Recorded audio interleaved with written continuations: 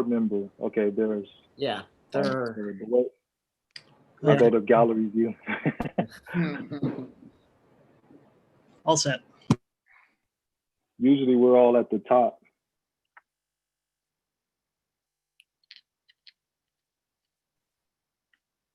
All right, so we're good? Yep. Board members ready? I'd like to call to order the regular governing board meeting of the Jefferson Elementary School District, August 26, 2020, and the time is 7:05 p.m. And can we please get a roll call of members present? Clayton Koo, Here. Marie Brizuela is absent. Maybell Monio is absent. Manufo Liainga Anawai. Here. Shakil Ali. Here. And Mr. Vidalis, can you please lead us in the pledge? Sure. Dr. Joyner, if you would display the flag, please.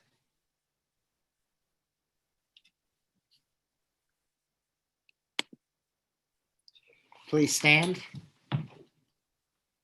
Put your right hand over your heart. Ready, pledge. I pledge allegiance to the flag of the United States of America and to the republic for which it stands, one nation, under God, indivisible, with liberty and justice for all. All right, thanks very much. At this time, the board members and the governance team will review the team meeting guidelines, the governance team meeting guidelines.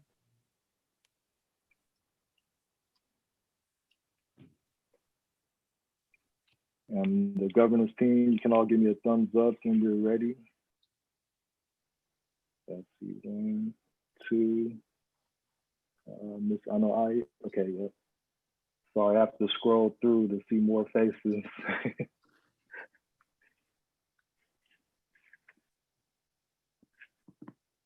All right, before we approve the agenda, we'd like to table item 10I to a future meeting.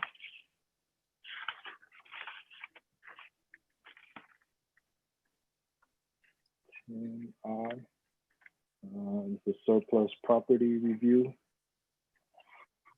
And 9B, we'd like to, are we rescheduling 9B or just removing? No, 9B is just being taken off the consent agenda. We'll still address it tonight, but it'll be off consent. Okay, so we're going to take 9B off the consent agenda. And 8G as well, please. 8G.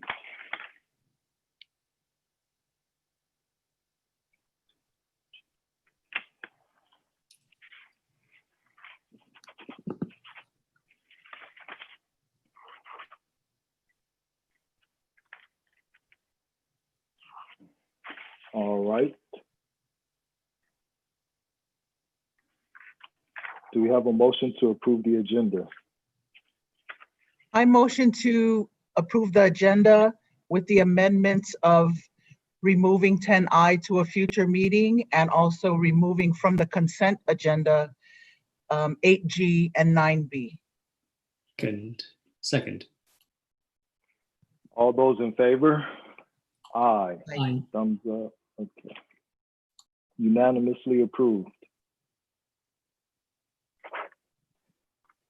At this time, we will have a special presentation, an update on ethnic studies development in the Jefferson Elementary School District. Staff from Community Responsive Education will provide an update on progress JESD has made in development of ethnic studies units, as well as plans for a pilot of these units and lessons in 2021. Thank you very much. Yeah, allow me to introduce to you two of our partners from Community Responsive Education. We have a total of, is it 4, maybe 5? 4 partners who've been guiding 10 to 12 teachers through this process of developing units and learning about ethnic studies. And we've invited them here tonight to give the board an update on where we are and where we want to go. So we have Raju Desai and we have Tarika Garcia. And I'll just turn it over to, I don't know who's going to lead, one of you to lead us through tonight. Okay, good evening, everybody. As Bernie mentioned, I'm Raju. I'm a consultant with Community Responsive Education. I just wanted to start off with revisiting the vision for ethnic studies in Jefferson Elementary School District. I know you've seen this probably multiple times, I believe at least twice. But just this first goal is to eliminate racism and other forms of oppression and to really promote humanization, self-actualization, solidarity, and community building. So I just wanted us to remember that when we start looking at this work, what we've accomplished so far and where we're going for, and how we're moving forward with it. I also wanted to bring us back to the Standards for Ethnic Studies that was developed with us at CRE as well as with the 10 teachers that we're partnering with. And our standards for the district are: ethnic studies engages students in a relevant education where they learn about themselves, their families, their peers, and communities. It embraces differences and connections while teaching empathy and solidarity. It eliminates racism and other forms of oppression, as mentioned in the vision, and empowers students to become socially and politically active, encouraging them to address societal problems that impede self and community actualization. So we have a mission for ethnic studies in the middle school. And so we are creating a course. Right now we have discussed it with all of us, with the 4 of us, as well as with the 10 teachers. And we landed on creating a 6th grade course. The reason being 6th grade is a good transitional period. You can level up to the other middle school grades, but also level down to the elementary schools. So it is a course that will have 3 units, and the units we came up with are self, systems, and solidarity. Each unit is about 6 weeks long as we've planned it. So it's a total of an 18-week course for now. And I believe Tarika is going to continue on. Good afternoon, everyone. Thanks for having me and Raju. My name is Tarika, I go by they, them. And Raju just kind of went over the why are we doing this work? Why do we believe in ethnic studies? And I'm gonna kind of break down the how we're doing it right now.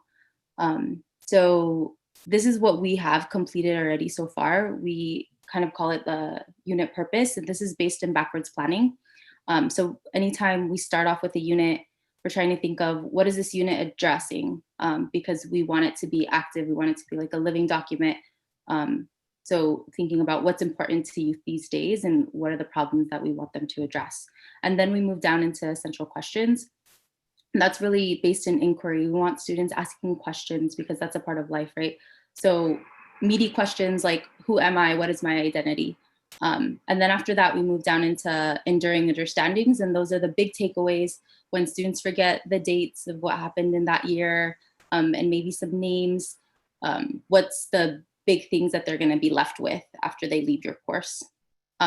After that, they move into unit concepts, and that's really based in like conceptual planning of you have these big ideas like identity or oppression, and that really guides your work because you can go so many ways with your lesson planning. And then vocabulary, because no matter what subject you're teaching, literacy should be the utmost importance. That's a part of like student learning, no matter what academic subject you're talking about. And then last but not least, we figure out like what the summative assessment is. And that's the final project at the very end. So these are the real big things that we've already talked about as a team with your 10 teachers. That's kind of going to guide our work as we start moving into day-to-day lesson plans. Next slide. So this is just some of the concepts that the teachers came up with. In self, they're really thinking about their own identity and oppression and how we can become more of accomplices. And then moving into systems, it's getting a little bit more complex. They're not thinking about themselves, but larger systemic problems such as white supremacy or institutional racism. And then we don't want them to be self-defeated, so we move into solidarity. And 4 levels of solidarity, we want them to start building together and thinking about actionables for themselves. Next slide. This is just a review of some of the vocabulary. We left that for you just to see. A lot of heavy vocabulary. I know there's sometimes pushback and, oh, sixth graders, are they able to talk about that? I think with proper scaffolding, and you'll see later in lesson plans, that these are realities of students and the fact that we live in all this. So they should have that knowledge, background, and vocabulary base to be able to express those issues such as race, understanding ethnicity, culture, and whatnot, and so on. Next slide. And this is where we're at now. So in this coming month in September, we're going to really start. It's again, so backwards planning, moving from the large and then going into the small, moving into weekly milestones. And that's the key activities, because you want to make sure you're keeping track of like, how am I going to support students when they actually have to do their final project? How am I keeping track of that? There'll be a weekly planner, and that's just like a summary and overview of like, okay, how is this going to look like? What are we going to do on the day-to-day? And then key questions, which really support that meaty, larger question every week. And that can be based on content, but it can also be like skills-based. And then last but not least, they'll start thinking about not just the summative assessment, the last project at the end, but start thinking about, okay, how am I going to check for students learning throughout this whole unit? Next slide. Oh, I'll pass it back to Raju. Okay, one thing I want to point out, some of you may be looking at this, wondering why we haven't gotten fully into the lesson planning yet. And I want to point out that this isn't just lesson planning, this is ethnic studies lesson planning. So there's a lot of other work that is involved with this, a lot of teacher development that goes into this work. And we also kind of want to reframe the ideas of how lesson planning should work if we really want to address racism and oppression that our students experience. So we're kind of showing teachers how to be more mindful and thoughtful and really thinking about, okay, how am I going to create lesson plans that really address these larger problems that students, their families, and our societies are facing. So with that, we have 4 PD dates this fall. The first one is Friday, September 11th. And then the rest are all on the first Friday of the month, October 2nd, November 6th, and December 4th. It's 3-hour PDs each month from 3:30 to 6:30, which will consist of 2 hours of teacher development and then 1 hour of curriculum development. Aside from this, the teachers are expected to spend 6 hours on their own time or in their different groups based on unit, working on finalizing their unit sequence, as well as writing out lesson plans. And that's pretty much everything we have for the update. Are there any questions? All right, thanks for your presentation. Mr. Ali, if you would allow me, Raju and Tarika, if you can remember, can you give at least some of the big ideas that are being presented in the 3 units that are being developed, just so board members get a sense of where this is going? So yes, self starts off with the students looking at themselves and their identities based off of the different aspects of identity. They're also fleshing out the different concepts of race, ethnicity, nationality, culture, and then looking at things like micro and macroaggressions in solidarity. They're looking at the oppression on different levels, the 4 I's of oppression. So looking at it on an ideological, institutional, interpersonal, and internalized level. So it's actually taking some of the content they may have gotten previously or maybe getting in other classes, but also looking at it further. Like looking at, say, a social justice issue, instead of just looking at the interpersonal level, which is very common in K-12 schools throughout the country, but actually taking it and looking at it at all these other levels. And then from there, the solidarity group is looking at how solidarity can be, first, solidarity has historically been used to advance social justice movements. And then the students looking at what are the issues that they're experiencing now, what are the solidarity movements happening now, and then having them envision what they can do in the future. And actually, the summative assessment, the final assessment for that last unit is actually an advocacy project where students working in groups that are based around common concern issues that that group is shares a common concern around, they will create advocacy projects to try to address that issue somehow. And one of the biggest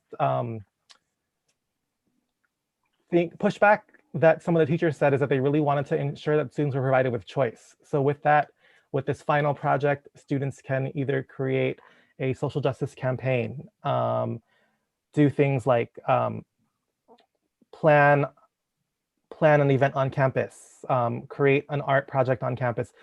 So there was an ethno play, there was a PSA, lots of different possibilities.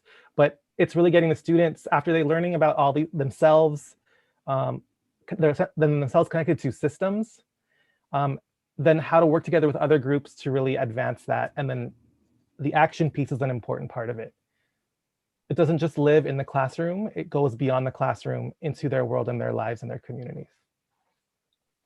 Thank you for that. I think that was helpful to help flesh it out for our board members.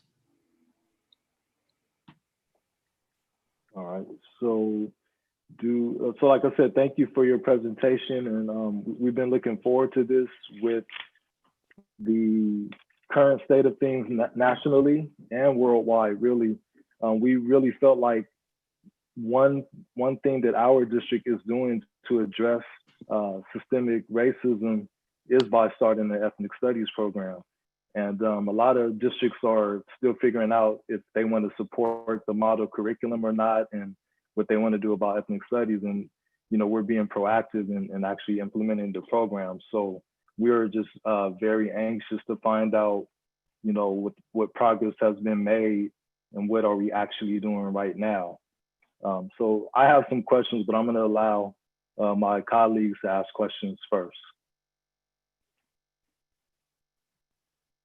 If either one of you have any questions. I don't have a question. I just want to say thank you very much for the presentation. It's great to see the progress having been done so far. And I look forward to see what's going on, especially in light of, as President Ali said, a lot of what's going around the country, around the world. So I think extremely timely, and I think it'll be extremely helpful for our students to actually figure out how to actually apply what's going on from the past to actually improve what they see around them. So just want to say thank you for the presentation tonight. I mean, President Ali hit it right on. I mean, we've been talking about this for a long time. So to see the progress being made, that we're looking at implementation, is definitely something we can celebrate. We've been waiting for this for a long time, and it couldn't have come at a better time, because we want to make sure that our students see themselves in the classroom, because a lot of times we're not seeing educators in the classroom that look like them.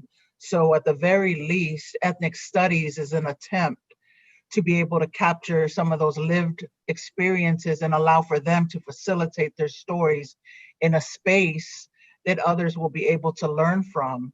With regards to what you shared today, I appreciate hearing about the big ideas and the takeaways. I know my biggest thing as we speak to the current model curriculum, and I want to speak specifically as a Pacific Islander, I know that we have our own movement, which I have shared with my colleagues on the board, and I speak openly about, is that we want to share as a community that when we represent and or teach, you know, ethnic studies, that it's authentic, and that there is investment in ensuring that when we tie curriculum and resources to the ethnic communities that we want to teach about and learn and have our students and even our educators learn about, that there are voices from those communities that are part of that process. And I've been very public and vocal about speaking out at CDE, that is something that needs to be strengthened. So that is definitely something I want to continue to advocate with this partnership, is to ensure that there is the buy-in and the investment from the communities that you intend to share resources and curriculum of. But other than that, I'm excited. And I want to just commend the teachers who have been with you all summer, who've been part of the thinking tank and ensuring that they're learning and being equipped with the appropriate tools to get this off the ground. So thank you. Yes. So building on what Trustee Anai just brought up, that was actually my first question is listening to your presentation, you mentioned that you're going to be, the students will be finding out about themselves and studying about themselves. So what ethnicities are the lessons going to be focused on? So for me, I know in any like curriculum, especially model curricula, that they should never ever be taken like for granted, and here is a prescribed curriculum just to take. So first and foremost, like any teacher should adapt to whatever they see in their classroom, because we should always be responsive to the students, and to take inspiration from a unit, whether it's like the skills or the activity, that can always be adjusted for whoever you see present in your classroom. That's who you should be responsive to. But the identity unit is not necessarily like, oh, we're going to learn about like the Latin American struggle here. We're going to learn about the Asian Pacific Islander struggle here. It's more about like students understanding what the language of identity is, and then them having the time to do their own research and exploration in naming how they want to identify. So what is culture? What is ethnicity? What is nationality? What are those things, and how do you name that for yourself? Nice. Yeah, so that is what I was hoping, that it's not like a tourist approach where we're just visiting different cultures and yeah, this is not a multiculturalism. All right, so I'm just giving you a chance to showcase that, the distinction, because some people may think that it's multiculturalism or, something like that. And, don't we already have that in the social studies curriculum? So thank you for that answer. And then I guess it's related to this as well, the teacher development piece. I saw this at 2 hours. What does that look like? The teacher development training, is it a seminar? Do they do some independent work? So the 2-hour teacher development is actually with us in the 3-hour PDs every month. And part of it, for example, this coming September, our PD is focused on what is an ethnic studies teacher identity and having teachers do identity work in themselves, right? And part of that is also for them to see, okay, what would it be like for my students when I try to teach self to my students? And really having them also reflect on themselves, who am I as an ethnic studies teacher? We've all seen growth within these teachers over the last few months working with them, but I think it's also important for them to recognize their growth and also to push them further in their thinking, how is an ethnic studies teacher identity different than just my disciplinary teacher identity? How is it similar? How is it different? How can I push it further? We also, from the very beginning, we talked to them and polled them and asked them, in regards to Manufo's comment, what community experts would you like to come in to help guide some of this work? And we have opened that up to them to let them know that we are open to bring in other experts from particular communities to help give the teachers some teacher development in regards to either background for some of the content that they're including, like in terms of solidarity unit, to see other stories and struggles with from other communities that maybe aren't as well known to the teachers, right? So that they can be inclusive of all the students within the classroom, or to find out other things from community experts that the teachers might not know that would be relevant in teaching ethnic studies. Nice, and another great answer. I really appreciate that. And, like Ms. Anai said, we want to honor the people who have already done this work, and their voices may have been muffled so far. So it sounds like we're open in our district and the process that you're guiding us through. We're open to go above and beyond the model curriculum as it stands. Would that be correct? Like, for instance, there's certain exclusions that have been voted in, but we may have those students in our our classrooms. So we think that those lessons may be important? So I personally cannot speak to the model curriculum, but Allison, who is the head of our group, was heavily involved in the model curriculum and still is. And I personally definitely stand by the original curriculum, but I support getting ethnic studies out to as many students as possible. But Yeah. again, it's a model curriculum. It's not the curriculum. There is, if anything becomes the curriculum, it's no longer ethnic studies. It needs to be relevant to the students in your classroom and reflect who they are. So we have already been very vocal with the teachers that if they want to get community resources from communities that are representative of the ones that were excluded from the curriculum, we are absolutely supportive of that. Okay, thank you. And so we're talking about starting it with the 6th grade and an actual course. Would this be an elective? Do they, what kind of credit are they getting? I don't know if this is a question for Mr. Vidales or not, but. Yeah, it's probably more appropriate for me. And so that's the vision, that it would be a course, beginning with it being an elective and then moving toward every 6th grader would take this. That's years down the road. I think, trying to where we see ourselves going next is piloting these lessons and see how they work with our students and refining them, and so that we can then continue the teacher development process with more teachers. So eventually it can get to all of our students. But yeah, it is a definitely, and we've spoken about this before, it's not a 6-month project. It is, this is a commitment that the board will need to make for 5 to 10 years at least, to see this fully unfurl to where we want it to be.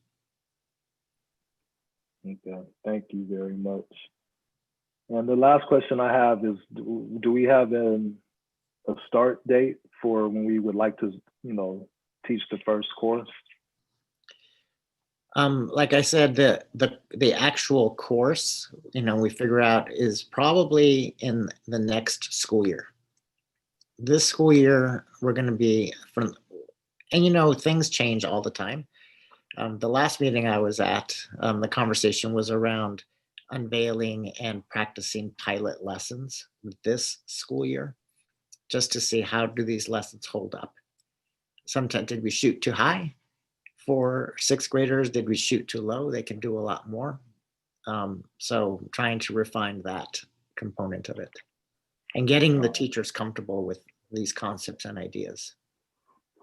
Am I correct, Raju and Tarika, on that conversation?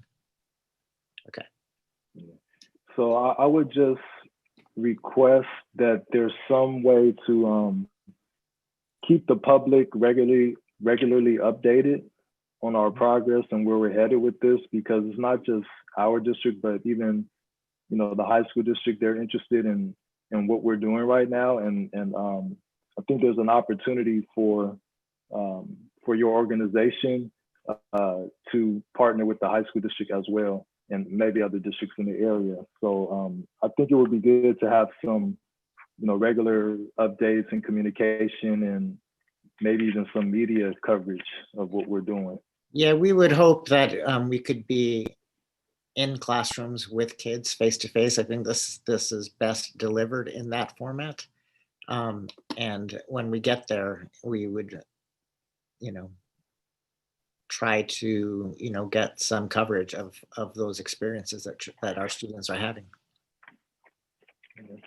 Thank you. Hopefully I didn't ask too many questions, but I just want all of us to be clear, and I want the community to hear about this good work that you're helping us do. Yeah. I was very excited about that we connected with community responsive education. I was the aspect that intrigued me the most was the teacher development hand in hand with the curriculum development. And initially, as we were pursuing this, it was clear that it was going to be a curriculum development initiative, but the teacher development aspect is what intrigued me the most. And I think Raju mentioned, the reflection on who we are as ethnic studies educators, and how have we moved on that continuum, and where do we want to go, and what else do we need to learn is a really important component of all of this. And I appreciate that they carve out the time and the space to do that work. All right. Well, thank President you. Ali, And, if I yes. may, I know that we've ended this pretty much at the end of this conversation, but I just want to say that I appreciate hearing you, Raju, mention that we are in a position to ensure that this is a fluid process. That while we understand what is being proposed as a model curriculum, I love hearing that you have mentioned that, because I do believe that there is a misconception around what districts are able to do because of what's being removed, and a lot of the emotion that's been caused by the model curriculum, and not feeling that they're represented, communities feeling like they're not represented. So what you shared tonight, I think that it's very important that we continue to communicate that as a district, and that others understand that, and especially parents that have shared their concerns of what that would look like. Is it going to be reflective? If the state says one thing, does the district have, have the authority, or will the district be able to, make sure that ethnic curriculum looks like we want in our communities? So you sharing that statement tonight is a testament that we have a partnership with CRE that can grow from the spirit of that. And I appreciate hearing that tonight. I want to just make sure that those that are listening in understand that that is the possibility. Thank you. Thank you. So you're free to stay for the rest of the meeting if you want, or if you have other things to do, that's fine too. So we're going to move on to item. Thank you. Thank you. You're welcome. Item 7, communications, board member acknowledgements and commendations, and we'll begin with Trustee Anoa'i. I'm glad to be here. I'm glad to see that while difficult, we've been able to kick off a new school year, with this distance learning. It hasn't been easy on anyone, but I know that our teachers and even our families are trying to just keep it together and do all that they can to ensure that schedules are met, kids are in front of their devices, and I've been hearing from teachers. I think all of our colleagues, my colleagues on the board, have been hearing from teachers, from families who feel the heavy, not just of COVID, but of distance learning. So my comment is, I just want to commend our administrators and our teachers. It's not easy. It's not perfect yet. We're still trying to pivot and learn how to roll this out and roll it out right. So I just beg everyone's patience, and that we continue to take deep breaths and try to get through this together. And I also want to shout out our district supervisor and the Board of Supervisors for allocating and approving, Measure K funds for our district during this difficult time. So I really want to say thank you, and thank you to our superintendent and our administrators that facilitated that request to ensure that we receive those funds, because they're definitely needed. But just great to be here. I want to thank President Ali, Trustee Koo, and also Trustee Manio and Trustee Brizuela, who's not with us on this call, but the work continues, and I'm just continuing to be honored to share this work and the struggle with all of you. So thank you.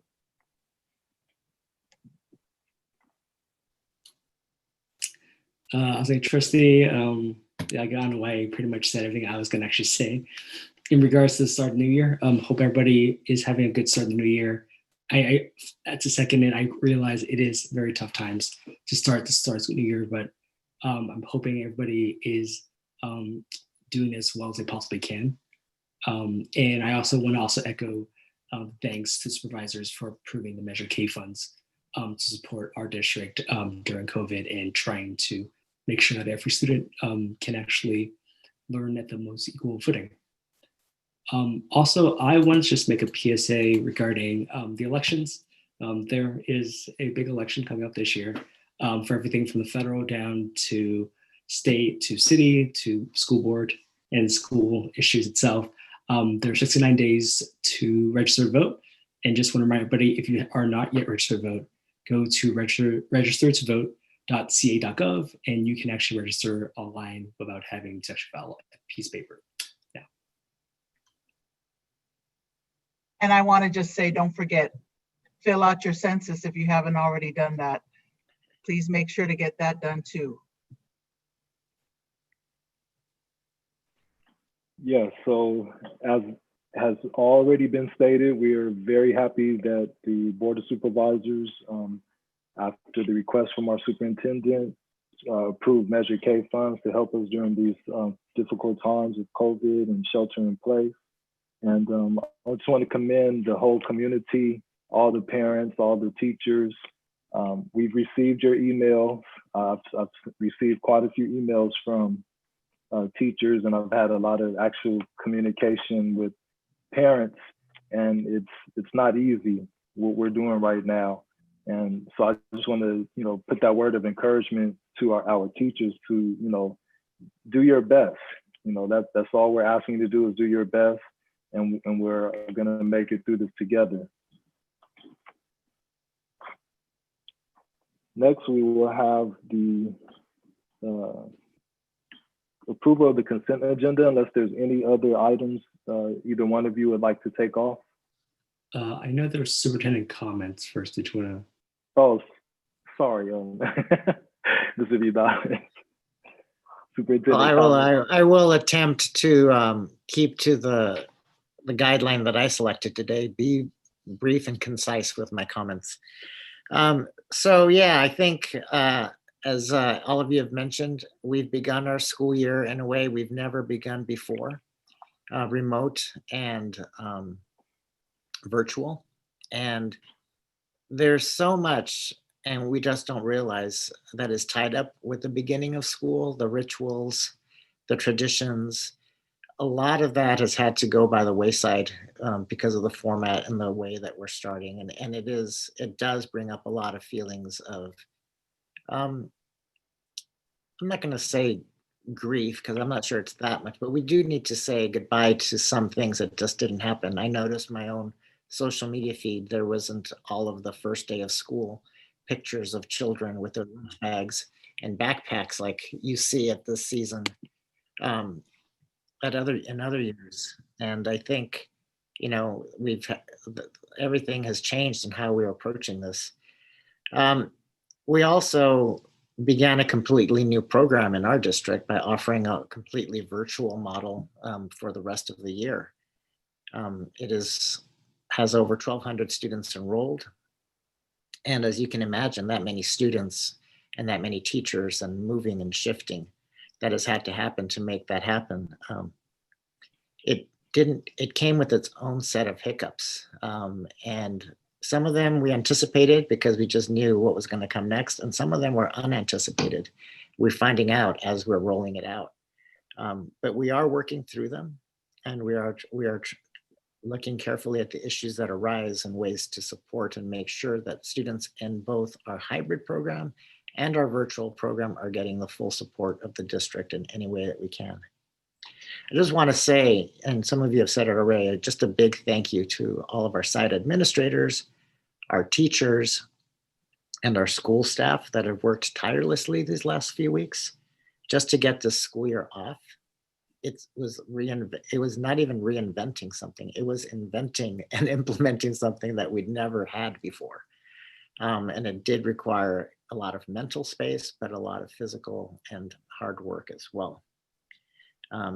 Making sure all of our students had their materials at their home, that they had their devices, that they were able to hook up, all of those things. It's not just getting the classroom ready, it's getting each home ready for school and for learning.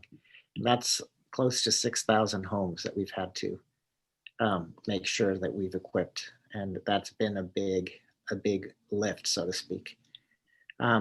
Also want to thank our district office administration and our staff here at the district office that have been working behind the scenes to support our school sites and our classrooms and our students ultimately to have the best start that we could offer. And, they've also put in extra hours trying to iron out all these wrinkles so that the beginning can be smooth. And like I said, a lot of hiccups, still a lot of wrinkles, but we're getting closer to having a smooth start. I don't even want to take a deep breath or breathe out, in the next week or so as we started the year, because I don't know what other adventures and challenges will be with us as we move forward and through the school year. But I want to remain confident and know that the staff that we have is the right staff, and that we can work through this together, both at the classroom level as well as the school site level, the district level, and our community level. And so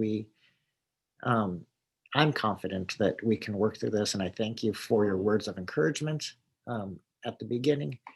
I think those are words all of us need to hear, because it is easy to be discouraged. And I think I miss seeing the kids, and I'm literally dying to get into a classroom. And I will, by the end of this week, try to get into a couple of classrooms to see our students and watch them learn, because that's why we got into this work.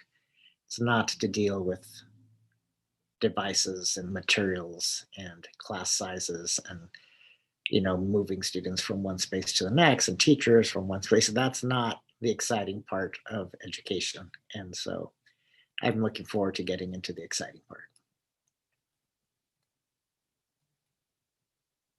All right, thanks. And how many students are enrolled in the virtual program? Over 1,200. Okay. If it was a separate physical school, it would be our largest school. Yeah. And how many teachers, do you know? How many teachers are? Mr. Valenti would be able to answer that better than I. I know it's in the 40s, but I don't know exactly how many. Yeah, I believe it's approximately 45 teachers.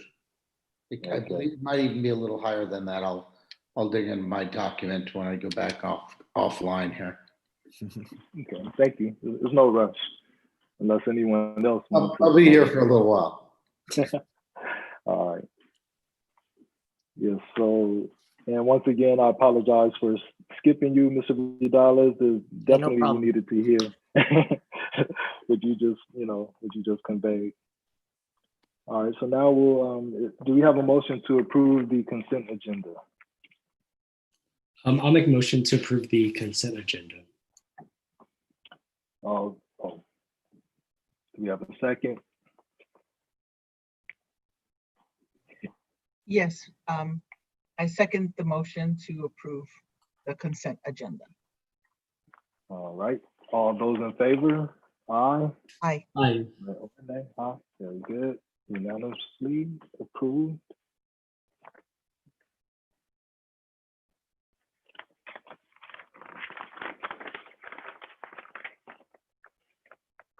So the first item that was pulled off was 8G. The Contracted Services Presence Learning, Inc. The administration recommends acceptance of a contract for an amount of $14,000 with Presence Learning, Inc.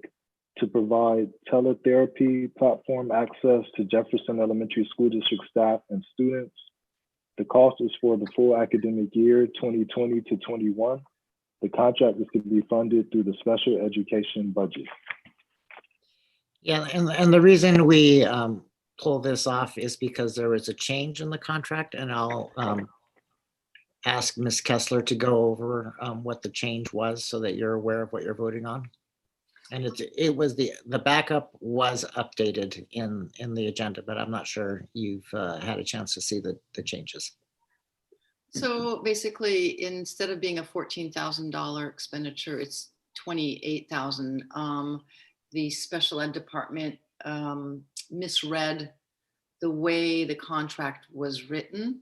And so it was just an error.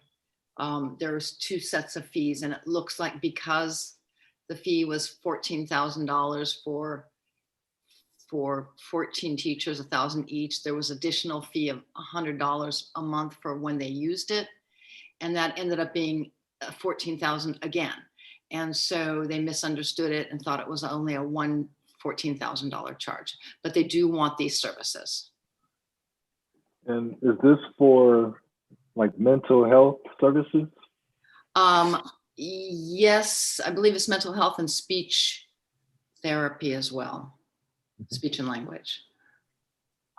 It's a platform, and then there was another item that's after that that was for their services. So Yeah, that's the next item is for their services. So we need to have a contract to utilize their platform and also to receive services through the platform. All right. Do we have a motion to approve?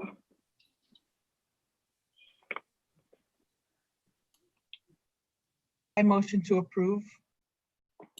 Second. All those in favor? Aye. Aye. Unanimously approved. Item 8H, contracted services, President's Learning, Inc. The administration recommends acceptance of 3 contracts for a total amount of $193,331.91 with President's Learning, Inc. to provide educationally related mental health services and speech and language services to Jefferson Elementary School District students. The cost is for the full academic year of 2020 to 21, and the contract is to be funded through the special education budget. We have a motion to approve. I'll make a motion to approve the 3 contracts of $193,331.91 with President's Learning, Inc. Second. All those in favor? Aye. Aye. Aye. Unanimously approved. Item 8I, contracted services, community responsive education services for 2020 to 21 school year. The administration recommends acceptance of proposal for services during the 2020 to 21 school year to facilitate the development of ethnic studies units and lessons to be piloted in Jefferson Elementary School District for an amount not to exceed $28,502. This will be funded from unspent funds in general and local funding measure accounts. I motion to approve item I for community response education services as recommended by the administration. I will second. All those in favor? Aye. Aye. Aye. Aye. Unanimously approved.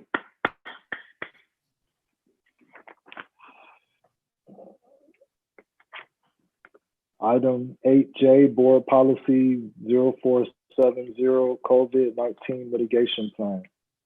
The administration recommends adoption of new Board Policy 0470, COVID-19 Mitigation Plan. I will make the motion to adopt the new board policies 0470 COVID-19 mitigation plan. Second. All those in favor? Aye. Aye. Unanimously approved. Item 8K, Board Bylaw Exhibit 9270, Conflict of Interest, Biennial Review.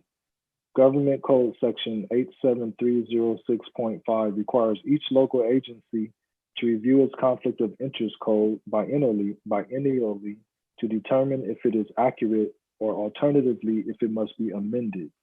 The administration recommends approval of the updates to the attached Board Bylaw Exhibit 9270, Conflict of Interest.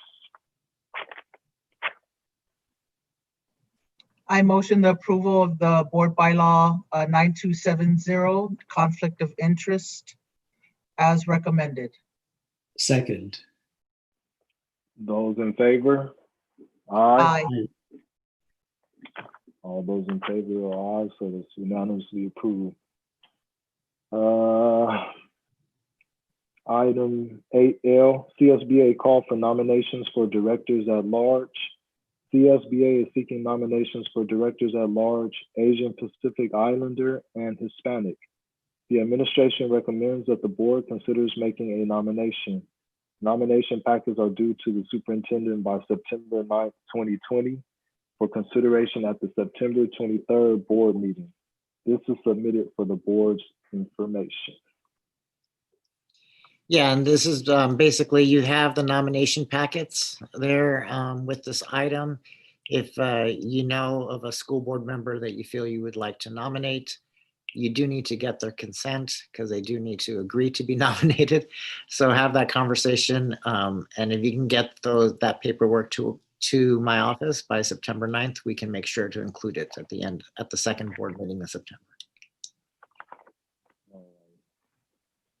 Item 8M, tentative agreement between Jefferson Elementary School District and AFT number 3267 for 2020 to 2021 action.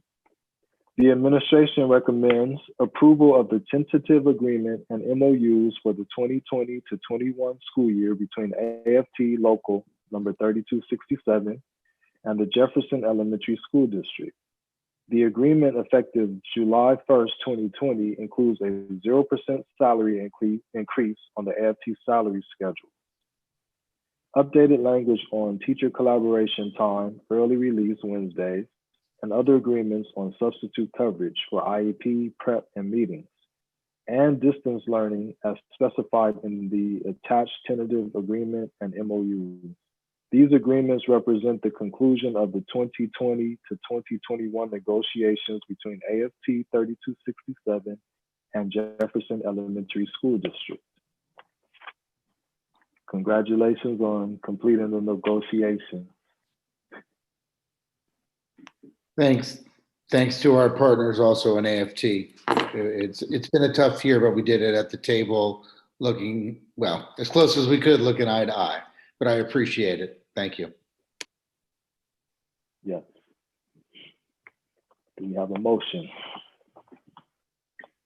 I will make the motion that we approve the tentative agreement and MOUs for the 2020-2021 school year between AFT Local 3267 and the Jefferson Elementary School District.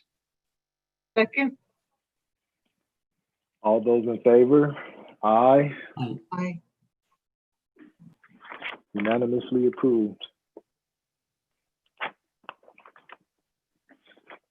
Item 8N, tentative agreement between Jefferson Elementary School District and CSEA number 233 for 2020 to 2021 school year. The administration recommends approval of the tentative agreement and MOUs for the 2020 to 2021 school year between CSEA local number 233 and the Jefferson Elementary School District, pending ratification by the bargaining unit. The agreement effective July 1st, 2020 includes a 0% salary increase on the salary schedule and a new article on catastrophic leave as specified in the attached tentative agreement. These agreements represent the conclusion of the 2020 to 2021 negotiations between CSEA local number 233 and the Jefferson Elementary School District. And once again, congratulations on bringing those negotiations to conclusion, pending their ratification. Yes. Thank you. And I'll go ahead and make this motion, give you two a break. So I move that we approve the tentative agreement and MOUs for the 2020 to 2021 school year between CSEA local number 233 and the Jefferson Elementary School District, pending ratification by the bargaining unit. Second. All right, all those in favor? Aye. Aye. Aye. So I'll put a applause on the screen. Item 9A, educational and student services. Actually, 9A is consent. 9B. 9B. Yep. 9B, contracted services, Edgenuity, Inc. The administration recommends acceptance of a contract in the amount of $351,700 with Edgenuity, Inc. as approved at the July 22nd, 2020 board meeting for K-5 Genius Core Curriculum, courseware 6 to 8 curriculum, and the Purpose Prep SEL or Social Emotional Learning curriculum for virtual school students and staff. This contract is funded by CARES funds. And I have just a question. If we approved it on July 22nd, what are we doing now? So you did not approve the contract July 22nd. You approved us to move forward with negotiating a contract with Edgenuity for the number of students that would sign up for virtual school. All right. And the reason this was pulled from the consent is that there was a comment card submitted, and I think Mr. Koo, were you going to read can you read that? Yes, I can. The speaker is Sari Yoon, a parent. The message is, district is spending over $357,000 for Edgenuity and that only curriculum. So why schools still need to give supplies to kids on virtual program? Ms. Joyner said that's another school, so Ms. LaRock needs to take care of this and not our school staff. That cut into our school's budget when virtual school should have its own budget. Why so expensive for just the curriculum when JESD teachers teaching and that not included in virtual school budget?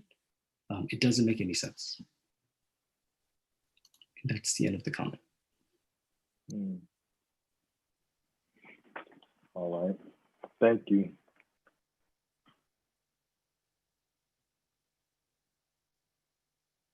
Item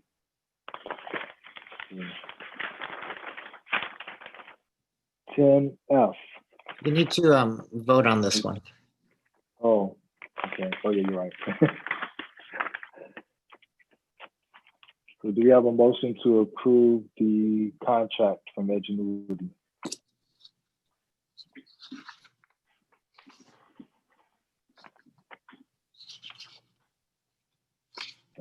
I just had a quick question, Superintendent Vidalis. I'm just trying to see if I understood the comment correctly by the parent. Were they basically, I mean, our budget with regards to our virtual learning, I mean, that wasn't something we're tapping into our budget. We didn't, if I'm correct, I'm just trying to process it. We didn't have a virtual budget prior to COVID. I mean, I know this, we talked about it earlier in the year where the hybrid model was something that this is why I love JESD, is that it was already in the works pre-COVID to look at the hybrid model and what that blended learning would look like. So I'm just wanting I'm just trying to process it. I'm not sure what the reference is by the parent. Yeah, I listened to the comment and I don't know, but I think there's just a question about why would the homeschool, the school of origin, need to purchase materials for the students in the virtual school. This is just not knowing how budgeting goes, but budgeting follows the student. Rather than take away the money every school gets, rather at this point in the year to take money away from the school budget and move it to the virtual school, which is what we would have had to do if we were going to let the virtual school purchase all these materials. We just asked that the homeschools treat students in their virtual classes like their students. They have the funding. Purchase the same materials for them that you would for your hybrid school students. Distribute them, distribute your technology. They are your students. They're just in a virtual class. They're not in room 2. Everyone's in a virtual class right now, but some of them will stay virtual for the remainder of the year. So it's just a misunderstanding about that. So Yeah, and I think that clarification is important because I know talking to parents all the time, we're getting questions like that, and it's a good reminder that the student belongs to the school's budget and belongs to their classroom. Yeah. Yeah. And that school is responsible for, I mean, they're going to still get a call from their school staff about being absent, even though they're in a virtual class. You know, that school's office staff will still call them and say, hey, you didn't show up to school today. So this is the way that we've, you know, because we heard that people wanted to stay connected to their school of origin. And this is one way to increase that connection and cause the least amount of disruption. Some schools have over 150 students move to the virtual school, to a virtual classroom. So rather than extracting all that money that represents, that would then impact staffing and how schools have decided to allocate their funds, we just ask that schools continue to support their students in the virtual class as if they were on campus. Okay. I thank you for that. And with that said, I'd like to make a motion to pass as recommended by the administration to enter into the contract with Ingenuity as stated for $351,000 and set $351 and $700. Second. All those in favor? Aye. Aye. Aye. Unanimously approved. Mr. Vidal, is this a point of clarification? So would it be advantageous to refer to it as a curriculum as opposed to a school? Would that help? I think how we're going to start referring to them are the virtual class from Ben Franklin, the virtual class from Tobias, and we're going to start referring to it in that way, just so that you know, that connection stays there, and schools continue ownership of their students. We do have one of our part-time administrators who's handling some of the virtual school specific administrative tasks. They're going to do that, but the students still belong to their school of origin. Good. So,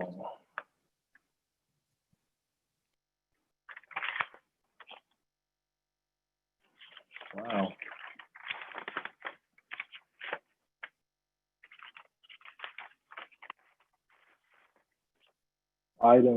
Now we're at item 10F, correct? Correct. Sure. Yep. Okay. Item 10F, Keygent Corporation presentation on District General Obligation Measure U bonds and the refinancing of 2012 bonds. I just want to introduce, we have Chris Hyatt, who's going to do the presentation from Keygent. And we also have David Kasnoka, who's here for questions regarding the following two items, which have to do with the bond. Good evening, everyone. And should I go ahead and share my screen, Julie? I think, Heidi, I think you have to. No, she can do it. Okay. Oh, okay. All right. Yeah. Chris, if you can do that, that'd be great. Okay, I'll do that. One moment.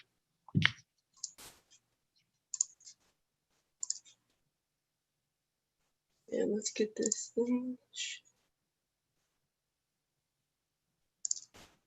Okay, here we are. Can everyone see my screen? Yeah. Perfect. Well, thank you so much for having us here tonight to talk about the next issuance of Measure U bonds and the potential bond refinancing. I'll dive right in. So as a recap, back in 2018, district voters overwhelmingly approved Measure U for up to $30 million in general obligation bonds, with an estimated tax rate of $11.30 per 100,000 of assessed valuation. The first series of bonds was sold in April 2019 for $15 million, which leaves us with $15 million in remaining authorization. To start, I'll go through a little bit of information about the economy. I think as we're all aware, COVID-19 has had a huge impact on the global economy, especially here in the United States. The biggest impact, of course, is job loss. We have this chart shown in the bottom right-hand corner showing the initial jobless claims, especially spiking starting in March. They've certainly declined since then, but we did reach historically high levels of unemployment. As a result, the stock market took a huge crash in early March, but has somewhat stabilized and leveled and improved and stabilized since then. Whereas treasury yields, because investors have a flight to safety, meaning that they would put their money into a safe haven asset, treasury yields have declined significantly, and we are now at all-time lows. Municipal bonds, similar story here, where we saw a lot of volatility in March as the news of COVID-19 was really gaining momentum. Municipal bonds are traditionally considered safe haven assets, but they're not as liquid as treasury bonds. And as a result, there was a lot of volatility and rates actually spiked. You can see on the bottom right-hand corner, the municipal bond flows, that the amount of money entering bond flows was a positive inflow every single week in 2019. But as COVID-19 hit, investors took their money out of municipal bond funds and put it elsewhere, mostly into treasuries, which is why treasury rates hit all-time lows. But again, things have stabilized since March and April, and we are seeing very low municipal bond rates at this point in time. So it is a good time to be selling bonds. Central banks have also taken a lot of action to stabilize the economy. I won't go through each of these bullet points, but the largest action here was back in March, the $2 trillion stimulus package known as CARES Act, which really helped stabilize things. And as a result, the economy is doing much better than where we were a few months ago. So to get more specific to Jefferson, here on this slide, we have the history of the district's assessed valuation going back to 1989. The last year of data we have was released last August, which was the 2020 data, which showed growth of 5%. We expect a similar amount of growth for the 2021 fiscal year data, which should be released any day now. As of last week, when we checked the AB tracker, it was showing a little over 5% expected growth. So do expect a similar growth for the 2021 year. On the bottom left-hand side, we do have some growth statistics that are pretty relevant to bond issuances. Whenever bonds are sold, you have to make an estimate of where you expect assessed valuation to be moving forward in future years, as the tax base is the source of repayment for general obligation bonds. So I'll draw your eyes to the 10-year annualized growth rate, 4.65%, the 25-year, 5.34%, the 30-year, 5.4%, all very strong growth rates. And we'll talk a little bit later on about what we're assuming moving forward. In terms of credit ratings, the district is currently rated by two of the major credit rating agencies, Moody's and Standard & Poor's. The ratings are made up of four main categories: 30% local economy and tax base, 30% district finances, 20% district debt and pension obligations, and 20% district management. With those criteria in mind, the district is currently rated AA1 with a negative outlook and a AA- from Standard & Poor's with a stable outlook. That Moody's rating with the negative outlook, typically when those outlooks are assigned, they expect to take action within a 2-year period. That was assigned in March of last year. So we would expect that they would either remove that outlook or make a change to the rating sometime in the next year or so. So what would the next issuance of Measure U look like? Tonight before you, we have legal documentation that would authorize the issuance of the remaining $15 million in Measure U bond authorization. We are currently estimating an all-inclusive interest cost of 2.11%. By comparison, Series A, the first $15 million that was sold, achieved a rate of 3.38%. So it just goes to show how low rates truly are right now. We are assuming only current interest bonds, so no capital appreciation bonds, which are the type that accrue interest and are paid only at maturity. And we are assuming pretty conservative assessed valuation growth rates. So for the next 2 years, we assumed no growth, 0%, the year after 2%, and annually thereafter 3.5%. So if you remember from a few slides ago, we had over 5% as our historical annualized growth rate. So we are being very conservative compared to that historical average. On the right-hand side, we have a projection of the tax rates, and this is for Measure U only. The yellow bars represent the bonds that have already been sold, Series A, and that's keeping it at the $11.30 tax rate. We dropped it to leave space starting in 2022, and that's where our new bonds will come in to maintain the tax rate in every year for taxpayers. For you tonight are also documents that would allow for the refinancing of 3 series of existing bonds, those being the 2012 Series A, 2012 Series B, and the 2013 refunding bonds. By refinancing these bonds, we would be saving taxpayer dollars that would be realized in the form of lower tax bills through maturity of the prior bonds. Per IRS regulations, they would have to be issued as taxable bonds, but even with the cost of taxable bonds, we are still seeing pretty significant savings of around 3.8 million for taxpayers. And all financing costs except for credit ratings are contingent on the actual issuance of the refunding bonds. So to the extent that rates spiked up and the refinancing was no longer economical, there would be no cost to the district if ratings haven't been achieved. Can I ask you a question about the refinance? So for the people who are purchasing these bonds, or I guess I'm trying to wrap my head around how we're able to save the money and refinance. Is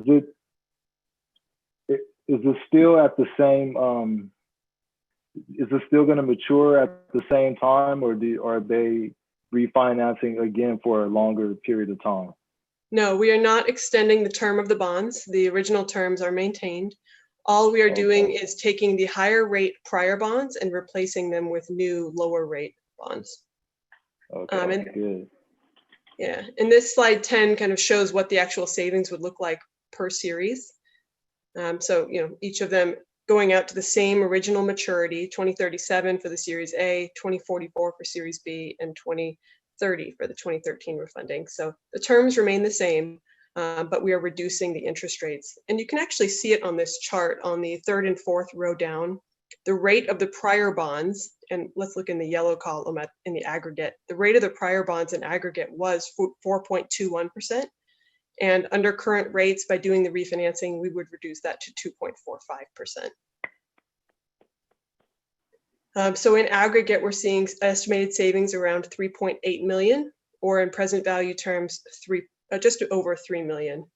Generally, when you look at bond refinancings, we look for present value percentage savings of over 3%. Right now, all 3 of these combined, we're at 8.3%. So we are far above the threshold for a refinancing that is economical. Thank you.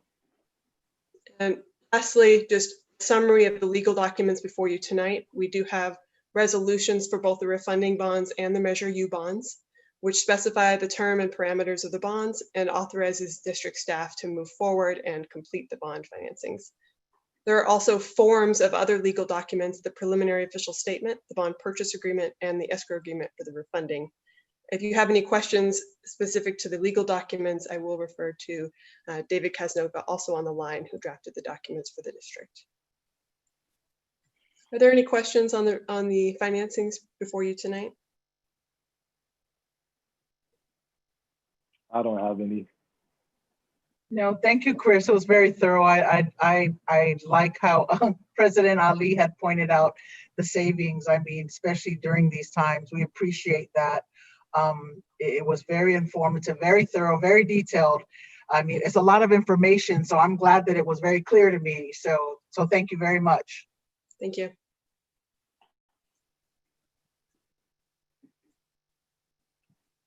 All right, so I don't, or is there another presentation of the legal, or that's only if we had questions about it? Only if you have questions. Okay. There are 2 different items, one for the Series B and one for the refunding. Okay. Let's see. So this is item 10G, right? No, 10F. We're currently on item 10F, but we can move to 10G and vote on the resolution. Okay, yeah, so 10F, which is information, so we'll go ahead on to 10G, resolution number 2008-26, a resolution of the Board of Education of the Jefferson Elementary School District, San Mateo County, California, authorizing the issuance of Jefferson Elementary School District, San Mateo County, California election of 2018 General Obligation Bonds Series B and actions related thereto. The administration recommends approval of this resolution authorizing the issuance of the bond. Do we have a motion to approve? I'll make a motion to approve resolution number 20-08-26, resolution of the Board of Education of the Jefferson Elementary School District, and authorizing the issuance of Jefferson Elementary School District election of 2018 General Obligation Bond Series B and actions related thereto. Second, All those in favor, and we need a roll call for this, I believe. Mr. Koo, Aye. Miss Leah Inga Anawai, aye. Mr. Ali, Aye. Unanimously approved. Good job. And item 10H, resolution number 20-08-26A, a resolution of the Board of Education of the Jefferson Elementary School District, San Mateo County, California, authorizing the issuance of Jefferson Elementary School District, San Mateo County, California, 2020 General Obligation Refunding Bonds, federally taxable, and actions related thereto. The administration recommends approval. Do we have a motion? I'd like to make a motion to pass and approve resolution number 20-08-26A, a resolution of the Board of Education of the Jefferson Elementary School District, San Mateo County, California, authorizing the issuance of Jefferson Elementary School District, San Mateo County, California, 2020 General Obligation Refunding Bonds, federally taxable, and actions related thereto. Great. So can we get a roll call for this? Mr. Koo, Aye.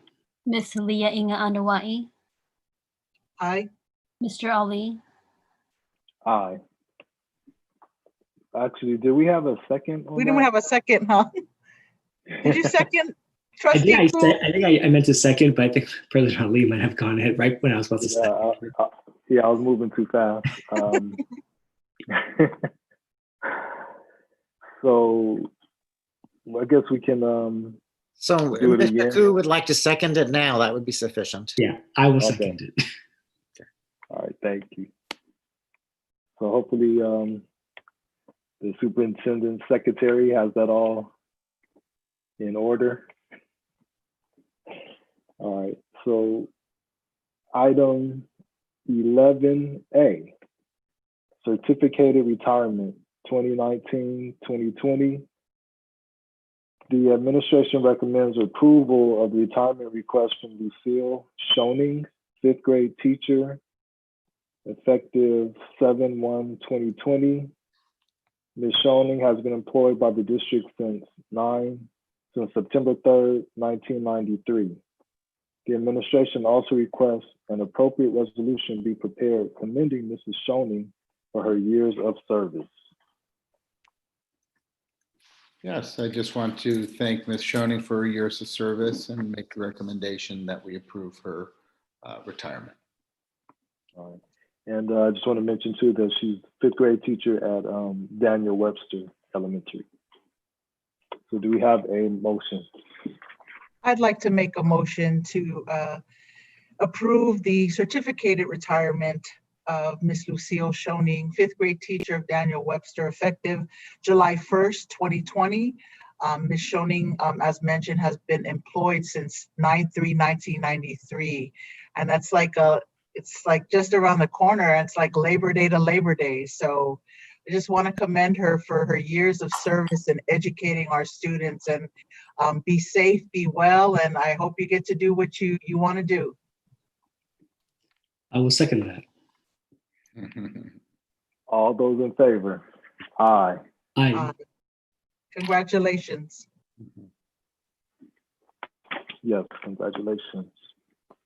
and thanks. Item 11D, administrative appointments, 2020 to 2021. The administration recommends hiring the following administrators for the 2020 to 21 school year. Karen Hong, Dean of Academics, JFK, effective August 4th, 2020, 198 workdays. Let's get that. Step 1, $101,607 plus $1,100 for MA or master's degree. And Kate Armstrong, Vice Principal of Academics, Ben Franklin, effective July 29th, 2020, 206 workdays. Step 2, $112,283. $112,283. Do you have a We're motion? very excited to have Ms. Armstrong and Ms. Hong move into our administrative team, both of which have come from our teaching ranks. I actually started my first position over at Kennedy with Ms. Armstrong when I was a young man of 29. So I'm excited to have them working with us in this capacity. I will make a motion to approve the hiring of the following administrators for the 2020-2021 school year. Karen Hong, Dean of Academics at JFK, effective August 4th, 2020, 198 working days, 1 MWMA, step 1, $101,607 plus $100 for an MA. And Kate Armstrong, Vice Principal of Academics at Benjamin Franklin, effective July 29th, 2020, 206 working days, 1 MWOMA, step 2, $112,283. Second. All those in favor? Aye. Aye. Unanimously approved. Item 11F, variable term waivers, 2020 to 2021, special education. The administration recommends approval of the following variable term waivers for the following special education teachers while they pass the necessary exams, CBEST and CLAT, and complete coursework for their preliminary education specialist credentials. Audrey Bayogos, JFK, Joyce Cruz, MP Brown, Marie Maestro, TR Policita, Joanne DeTerra, MP Brown and TRP, Renelle Quano, Ben Franklin, and Stanley Chang, JFK. Yeah, thank you very much. So the Commission on Teaching Credentialing approved the use of variable term waivers for teaching candidates that have been impacted by the COVID-19 restrictions while they're participating in approved programs. And in the case of these individuals, they weren't able to take some of the required exams. So they're allowing for these variable term waivers until they can have another opportunity to take it. Do we have a motion? I can make a motion. I motion to pass the variable term waivers for 2020 to 2021 for special education, which includes the teachers as listed and mentioned during the reading of the recommendation. Second.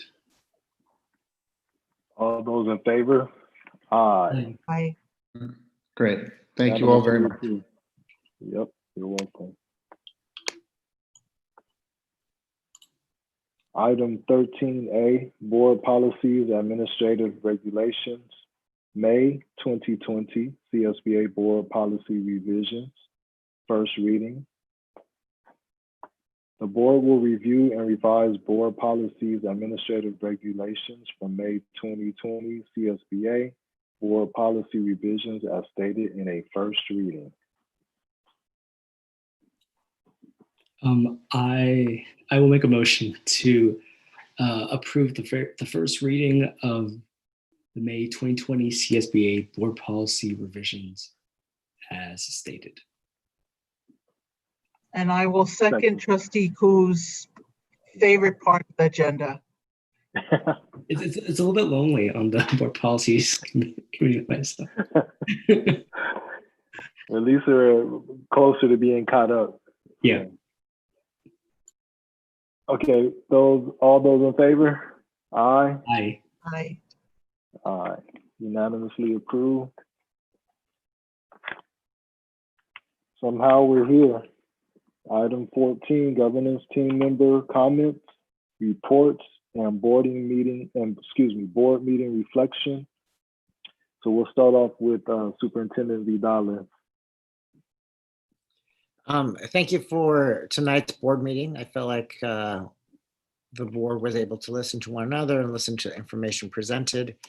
And I worked on trying to stay brief and concise, and I feel like I did a better job today than I have in the past. So I'm glad about that. Nice. Trustee Liana Anoa'i. Thank you. I focused on we will work toward the future, learning from the past, and learning from the past tonight is gratifying, knowing that we've been pushing for ethnic studies and we get to start to taste it coming to fruition. So without COVID, we might have been seeing them in the classrooms, learning a little bit more, having that be along the road of more progress. But it's definitely something to celebrate, to hear tonight's report, be able to engage into partnership with CRE. I see that as a win for our school board. And I love these conversations that I've had with each of you. And I know most recently with President Ali that JESD continues to set the tone, throughout San Mateo County school districts. So I take great pride in seeing the progress that we have here, and I appreciate it. And I just want to extend my well wishes to everyone. I mean, we're in a very difficult time. I know I've shared with all of you that every week I'm going through some sort of funeral.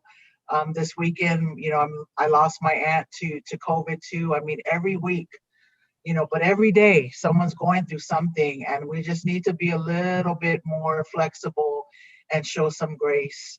At the end of the day, it's all about human kindness. And yes, the election's important. All of the elections are important. Yes, census is important, but at the end of the day, we just got to know how to be good to each other. And that's my last words for this evening. Life is just too short to get stuck in the unnecessary minutia of things that don't matter. They just don't matter. So I appreciate this time to sit on this board. I never know how long I'll be able to sit on this board or be present in other circles, but I appreciate this very moment. And that's what I'm doing from here on. I'm not looking at the days. COVID has taught me not to do that, but I am appreciating every single moment. So thank you for the leadership that we continue to celebrate. Thank you, Superintendent Vidalis and the team. Thank you so much for all your hard work. A lot of times we're thanking everyone and we forget that we've got great administrators too. So, and to our teachers and our families, and especially our students, stay strong, because we're here for you. Stay strong. Thank you. And Trustee Ku. For me, I picked we'll keep our focus on the best interest for our students. Similarly to what was just said, I know today we talked about ethnic studies and the progress that we've made so far. And I think just making sure that our students are always informed, but always learning, especially on those kind of topics, is extremely relevant to just sort of understanding how to actually be like productive citizens out there and actually do something about what they see is a problem. And then also, I can't follow what Ms. Lagi Anaway said about sort of following her heart and doing, sort of figuring out how to enjoy life right now. But I just want to just be thankful for everyone out there, especially when even we may think there's tough times ahead for us personally. There's a lot more things going on out right now. So just want to wish everybody all the best and hope everybody has a continued great school year as we move ahead. All right, thank you very much. And I also chose that, I will keep my focus on what's in the best interest of all the students And I know that's what we do day in and day out. And the decisions that we make are not based on our just personal preferences, but taking into account everything that we hear from the teachers, from the students, from the administrators, and the parents. So we're listening to all sides of every issue, and then we vote our conscience at the end. So I just want to say, like I said earlier tonight, everyone just do your best. You know, that's all that we ask for. We're not asking for perfection. And just to remember that we're all in the same boat all over the world. If people are afraid of students falling behind, they're not going to fall behind because everyone's in the same situation. So, you know, we'll just take it one day, one step at a time. And are there any persons wishing to address the board? Do we have any other? There is one. All right. So the speaker is Mary Karaganis, who's a teacher. Her message is to the board of the Jefferson Elementary School District. My name is Mary Karaganis, and I have been a teacher at Woodrow Wilson School for the past 31 years. I've experienced many challenges in my years of teaching, but nothing has ever been as difficult as my assignment this year. A first, second grade combination class of 24 students taught remotely. I understand the difficulties facing the administrators in our district of having to fulfill the staffing needs of virtual school and hybrid school and the constantly changing enrollment. I believe the choice to create a larger number of split classes in our district is detrimental to the educational needs of our students. As every educator knows, teaching two separate curriculums effectively and efficiently in one class is very difficult, especially while trying to do it remotely on Zoom. I cannot split myself in half as you have done with my class. I cannot deliver the same curriculum to students in my split class that the children in a non-split class receive. There simply isn't enough time. I think it's unfair as well as inequitable to the students. I don't want my students overlooked or not challenged enough. Especially after 4 months of remote teaching in the spring, I feel as if a tremendous disservice is being done. Please consider finding a way of redistributing students so split classes can be eliminated. So that's her message. I think she repeated the message as a comment again, but that's Ms. Karaganis' message. All right, thank you, Trustee Koo. And once again, I just want to reiterate to everyone, do your best, take it easy, be compassionate towards one another. And with that, we would like to end the meeting with a moment of silence and adjourn in memory of Mary Alexson Hobson Cord, mother of Paula Claudine Hobson Cord, office assistant at Garden Village Elementary School.